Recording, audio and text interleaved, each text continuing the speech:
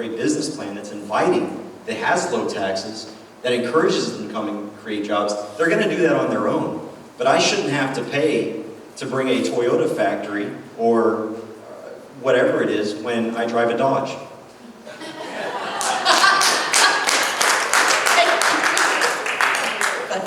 Mr. Mayes. You gotta love him. Yeah. I don't know why they broke him. Okay, Mr. Mayes, Texas has a rainy day fund set aside with several $billions.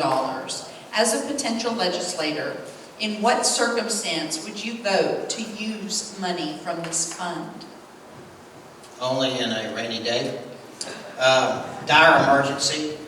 Rainy day fund is not to be rated to solve short-term problems. I said that in a rainy day, and I really mean it, that only in a serious emergency should we raid the rainy day fund. It ends up, I believe, being another way to tax us, you know, and so I would hold that only for dire emergencies. Okay. Mr. Dalton? As Brent said, the obvious answer is you only take money out of the rainy day fund when there's a true rainy day, which we don't have very many of in Texas, thankfully, because we have a great economic situation, setting aside the weather. I do think we should look at an appropriate, what's the limit for how much money you need to build up for a rainy day? And whenever we've determined that limit and we hit it, well, excess money should be going back to the taxpayers as a refund. The rainy day fund is not designed to exist until it reaches the total of all Texas domestic product. I think we should be looking at finding ways to give that money back to taxpayers. It's their money. If the state doesn't need it, give it back. Mr. Grisham? I should probably hold the mic, so I'm not saying, yeah, what those guys said. But, you know, I like to look at, what we really need to do is kind of stop calling it a rainy day fund, because then that makes it too easy for government. Let's call it a disaster relief fund. Because that's the only time we should have to even tap into this fund. It should be for things like a Hurricane Katrina that might hit Texas. It should be for some severe drought in which we need to get some kind of water development going. That's what the money is for. And then once we reach that cap, there should be a pretty substantial cap that way when we do have an emergency, we're not relying on FEMA to come in here and do what Texans can do for themselves. And whatever goes above that cap, that money should definitely be returned to the taxpayers, not looked at as a way to spend more money, because right now, that's what our government is doing, is it's finding ways to take that money and justify it without just giving it back to us. And so, pretty simple. Thank you. Thank you. Okay, Mr. Grisham, after the recent same-sex marriage ruling by the U.S. Supreme Court, there has been a national discussion on same-sex rights versus the rights of religious leaders and adherents. Where do you come down on this issue, and what is the role of the state in these matters? The role of the state is to tell the Supreme Court, you made your decision, now you come to Texas and enforce it. You know, everybody has the exact same right to marry someone of the same sex or not as I do. I can't marry a man and I'm straight. So there's already marriage equality. What I really think we need to do is just get the government out of the business of marriage altogether. I shouldn't have to go to my local county and ask for permission to marry the most beautiful woman in the world. And that'll fix that. And then we keep it back in the churches. Let God back into what is a holy, sanctified practice of marriage. But, you know, the people of Texas have spoken. We do not want gay marriage here. And if the people say that, where does the Supreme Court get off telling us how we are going to do this? And quite frankly, I think what the state needs to do is what that Kentucky clerk did and just say, no, we're not doing it. And, you know, what are they going to do? Bring the troops in here to force us to marry gay people? I doubt it, because I'm one of them and I won't do it. Same question. I agree with CJ. The Supreme Court ruling was an unconstitutional ruling. The Supreme Court gives opinions, they don't make law. We keep hearing it's settled law. It's not settled law. is not a law. It's a ruling. And we have our state's rights. We have voted in Texas to make a constitutional amendment that marriage is between a man and a woman. We have the right to have that. There's this understanding or this rule of lesser magistrates. That's the idea. It's like Peter in prison, that you do not obey a superior authority in the government when it's against God's law. So it's not okay to reject the Supreme Court ruling. For Christians, it's demanded. It's our responsibility. And we don't need to call a special session to make something up. Governor Abbott needs to stand up and say no.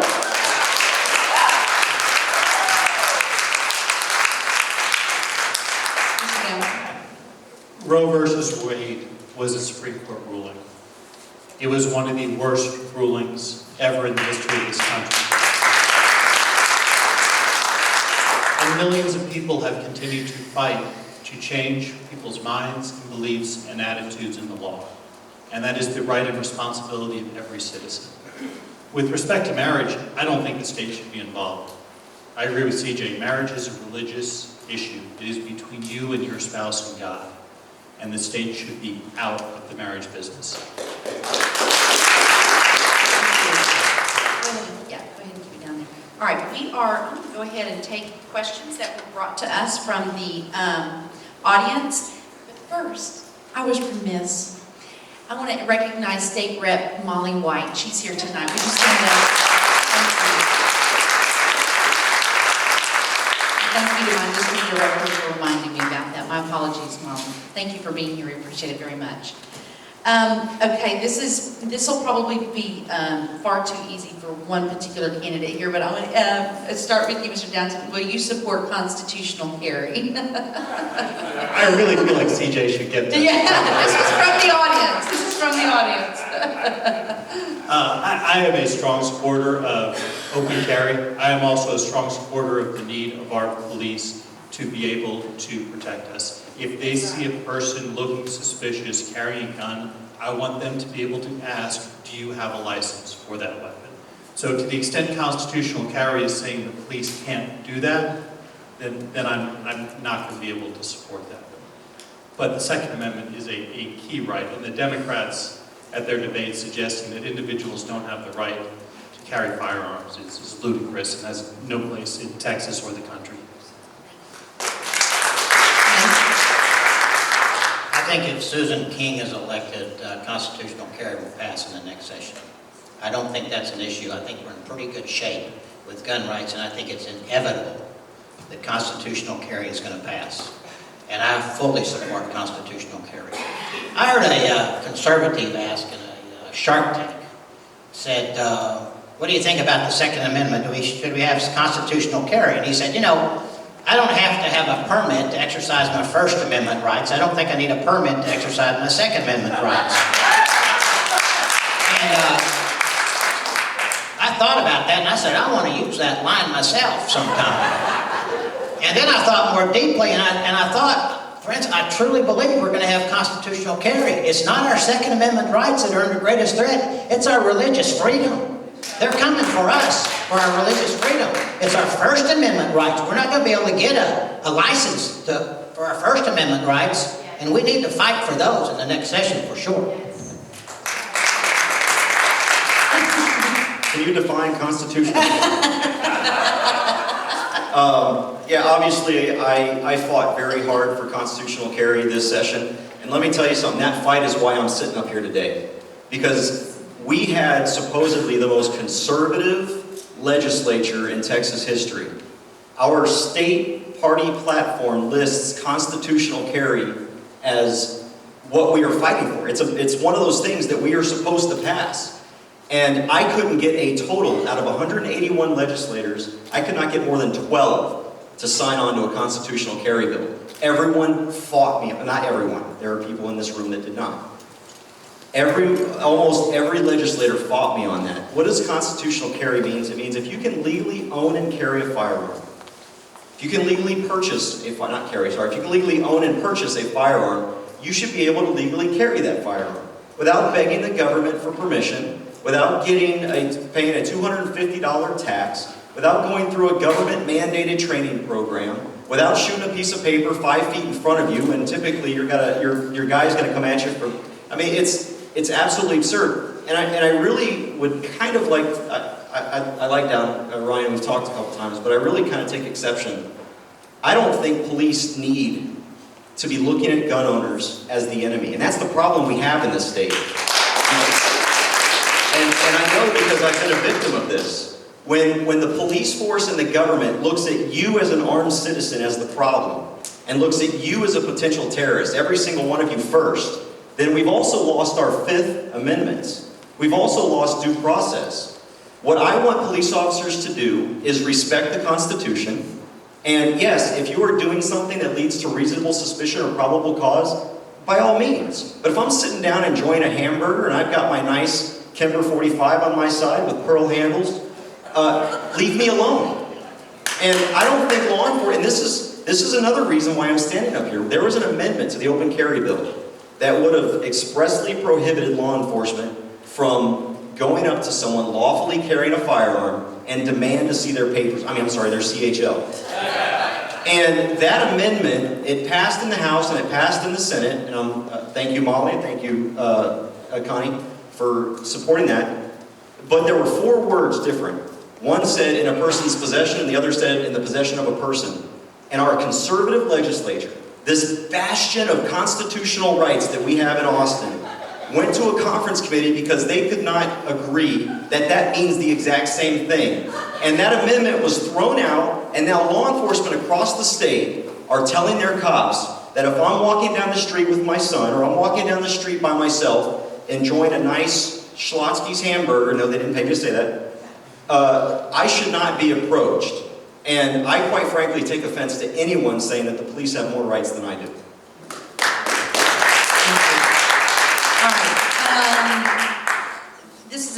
This is, I guess, a yes or no question. Mr. Grisham, have you ever donated campaign funds to a Democrat? No. And I never will. No. No. Okay, that was pretty easy. All right. The people who aren't here would have different answers.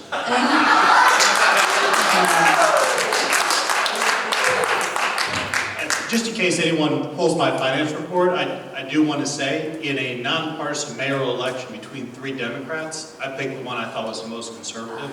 So if you count that, I did one time, but I've never donated to a Democrat running as a Democrat or anyone running against a Republican. Thank you. Thank you. All right. Let me go ahead. Let's see. Okay, where is it? Okay, Mr. Mayes. Are you pro-life? And please define what pro-life means to you. Yeah, are you pro-life? And please define what pro-life means to you. Yeah, I'm pro-life. Pro-life means that life is, there's sanctity of life from fertilization to natural death. Pro-life means to me that there are no exceptions for abortion. Pro-life means to me that there is no euthanasia, there's no slippery slope towards euthanasia. Pro-life means to me that there's no assisted suicide that's approved by the state. Pro-life to me is that God has said that human life has intrinsic value, and the value is based on God giving it to the person. It's not based on whether the person seems to have utility to someone or to the state. When we take away the sanctity of life, we are giving that power to the state. The state will decide eventually who has value and who doesn't. It's another matter of the state putting itself over God. And it will not happen. It can happen, but it won't work out well. Because God is sovereign. And you can tilt at God like the Supreme Court justices and changing the definition or pretending to change the definition of same-sex marriage. You can pretend, but it's pretense. It doesn't change anything. And the state cannot determine the value of a human. God is deciding.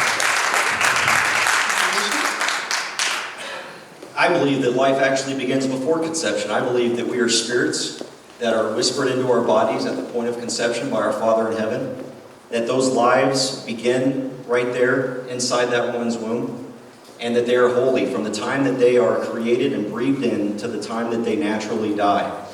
And I was listening again to the Democratic debates the other night, and the thought occurred to me, maybe if we mandated that if we're going to have abortions, that they be committed with firearms, they'd actually care. Because they care a lot about firearms taking people's lives, but they don't care about the lives of our unborn child. And I know that sounds crass, but that's literally what we're doing when we allow abortion. It might not be a firearm, but it doesn't matter if it's a needle, if it's a pill, if it's an incision, whatever that is. Life is precious. I have 3 beautiful children, and another one that I'm sure is up there somewhere. And I know for a fact that when my wife and I prayed about having children, that we knew that they were ready to come down. So if life exists, if we have souls, then life exists at the moment that life is created. And then that needs to be protected not only in the beginning, but at the end stages of life. I know Obama doesn't think that once you've lived 60, 70, or 80 years that your life is worth anything anymore. But I believe your life is worth something until God decides that it's time for you to come home.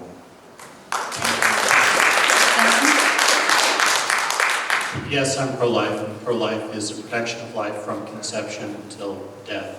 I was at the Texas Alliance for Life dinner earlier this week and got to hear a woman speak, Abby Johnson, who used to be a director for Planned Parenthood. Apparently she was Planned Parenthood's National Employee of the Year. And then one day, a doctor called her into the abortion room to ask for her help to perform an ultrasound-guided abortion. And she had to watch a 13-week-old baby get sucked out and dismembered. And that day she walked out of Planned Parenthood and has been crusading against them ever since. It's not enough to defund Planned Parenthood. They need to be out of business.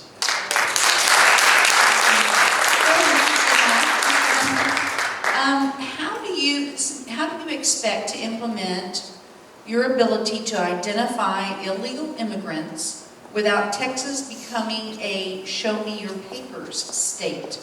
How will citizens' liberties be protected from law enforcement demanding identification?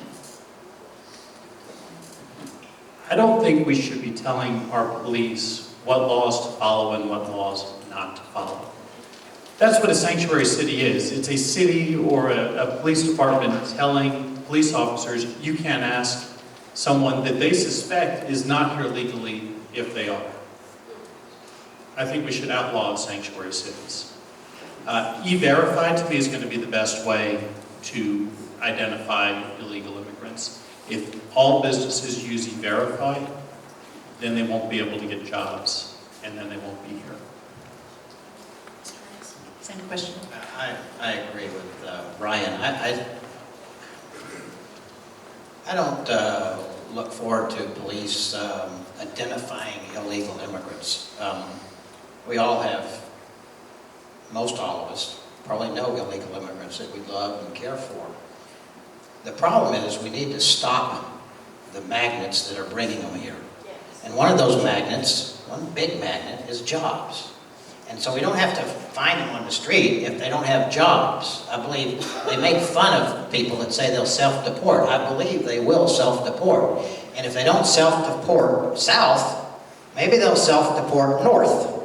And at least that's better than staying in Texas. So I think that if we have E-Verify, that will solve the problem. I'm not for, looking and show me your papers, except when you apply for a job. Show me that. Yeah, I definitely agree. I don't want law enforcement going around asking people to show their papers by the color of their skin or the color of their eyes or the way they talk. What we need to do is we need to create policies in Texas, as I mentioned earlier, that make Texas completely hostile to illegal immigration. You need a license or some sort of identification to vote, to prove who you are. You need it to get a driver, or to drive a car, to buy a car, to rent a house, to set up an electricity, power grid, whatever.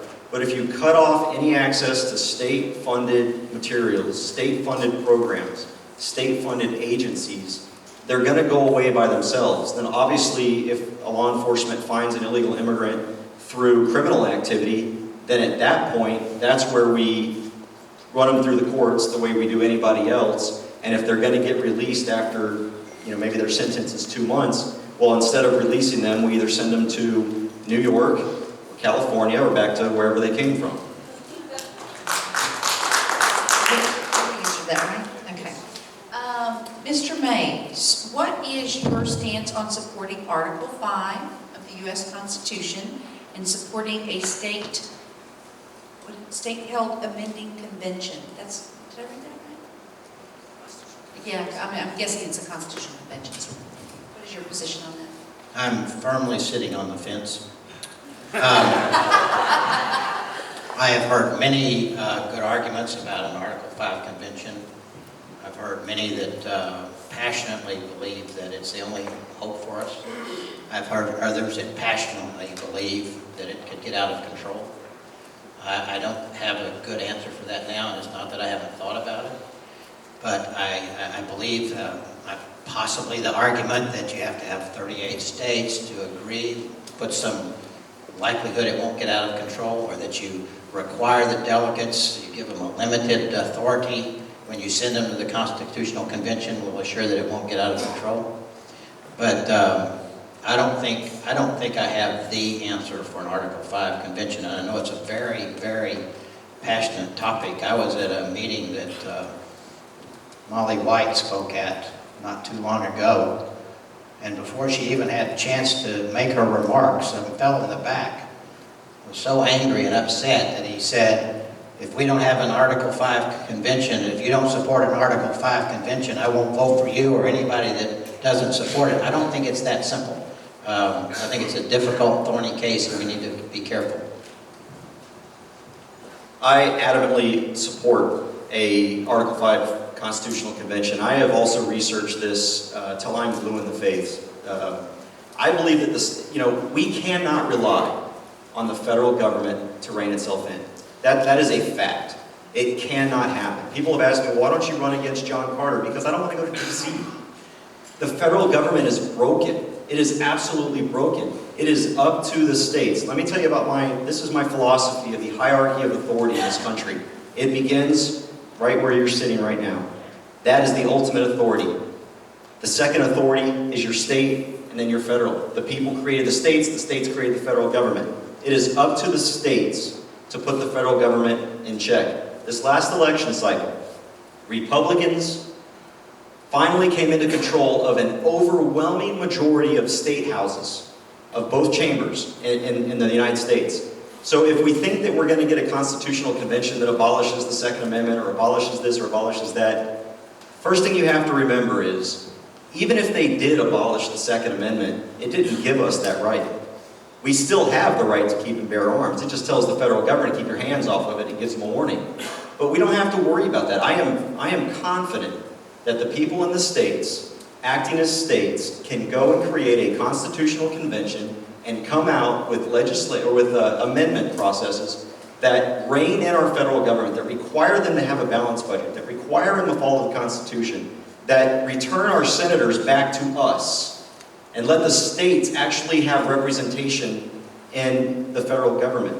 The 17th Amendment is probably the most bastardized constitutional amendment that we got. It destroyed our states' rights. So it is up to us to go back, create this Article 5 convention, get some meaningful amendments in there. And we've had these conventions in the past, and they've tried those kinds of things in the past. And quite frankly, I think the Bill of Rights, I'm confident, the Bill of Rights is secure. What's not secure is federal government authority and power.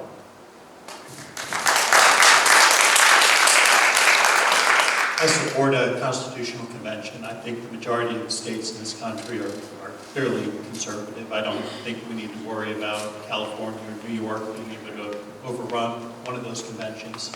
The one place where I would disagree with CJ a little bit, as important as voters are, they are not the ultimate authority in this country. God is and will always be the ultimate authority. And I think we can count on him that if we get to a constitutional convention and people pray, that God will guide the people that are selected to go there. So I recognize the concerns that Brent brought up, but I really don't think we'll have a problem if we get there. Go ahead and take the microphone. These really, I really like all those questions. I'm moving to them. Again, these are all questions from the audience. The Lieutenant Governor recently released the interim charges for the Senate. In them, he calls for a study of school choice programs around the nation. Do you support school choice initiatives for the state? Yes. There are so many problems with our public education system. I already talked earlier about high taxes, failing schools, and then you top it all off with the lack of school choice. It needs to change. I recognize the problems with it. I don't want to pull all of our money out of our public schools. No one's saying that when they say they support school choice. It's just finding a way to let parents choose how to educate their children. Mr. Mayes? When I first got into this, my first answer is yes, I support school choice. I think the money should follow the child. I still believe that. But it's not quite that simple. We need to let the money follow the child, but we also need to make sure that our public school kids are not in failing schools. And we need to make sure that magnet schools and charter schools aren't above the law. Part of the problem is that we have charter schools being run by Arabs. They're becoming growing places for Muslims to teach Sharia law and such, and there's no oversight because there's no local school board to have oversight for them.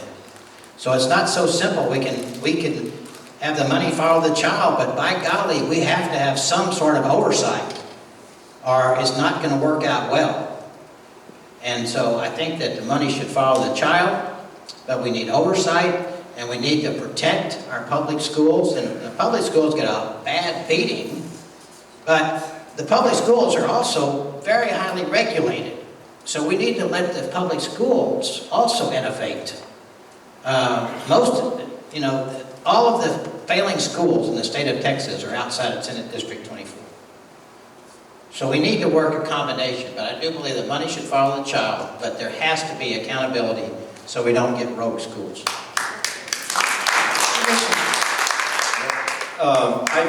I've been around so many homeschool children, and they're some of the most awesome kids. So the level of education is no different. I believe 100% in school choice. I have nieces and nephews that have been home taught their entire lives. They are very smart kids.